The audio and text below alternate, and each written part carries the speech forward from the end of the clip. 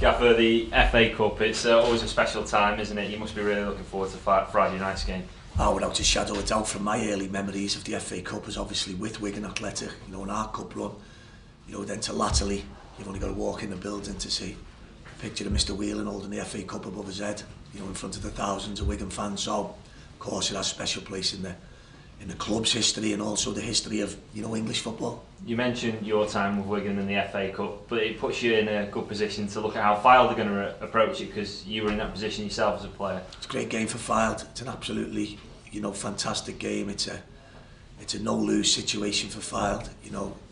I think they're a great club, I really do. I think they're a progressive club. The chairman's gone in there, doing everything properly. Davey's done a fantastic job with his staff, coming through a couple of divisions. I was reading some of the comments yesterday from them, and they're very much progressively planning for the future, and I think that's great. Nowadays football in general is so short term, it's not the right way. Fylde are doing everything properly. I hope they get knocked out the FA Cup tomorrow night, but if they don't and they get through, I'll be the first to congratulate them and wish them well, and we'll move on to the league. You've said before there is always an upset in the FA Cup. You've got to make sure it's not us, I guess. You can't stop it. Fylde lads today, training will have a buzz to it, especially because the cameras like they are here will be around them. The lads will be extra excited. They'll be there looking, the families will be there. And that feeling you can't give people. We've got to make sure our lads feel it the same way. We must turn up tomorrow night and be not the best team on the pitch, but the team that wants to win the most. And that'll be the big factor tomorrow night, because I can guarantee you Fylde will go an extra yard. Can we do the same? And then ideally, can our quality come through? That's what we plan for. Will that happen? Well, we'll wait and see. But in terms of the pre-match, we're treating this with full respect, aren't we? You've done your homework on Fylde. Full strength team tomorrow night. We can. It was always the case. We got a lot of criticism, I suppose, for the Czech Trade Trophy and stuff. The reason being that we can be in this position today. We have a fully fit squad going over to Fylde. Tomorrow night, the team will be a very, very, very strong team, as you can imagine. In relation to the game last week, we were excellent. So we've got Dan Bain, Nick Powell back in the squad. So we'll assess that during this morning.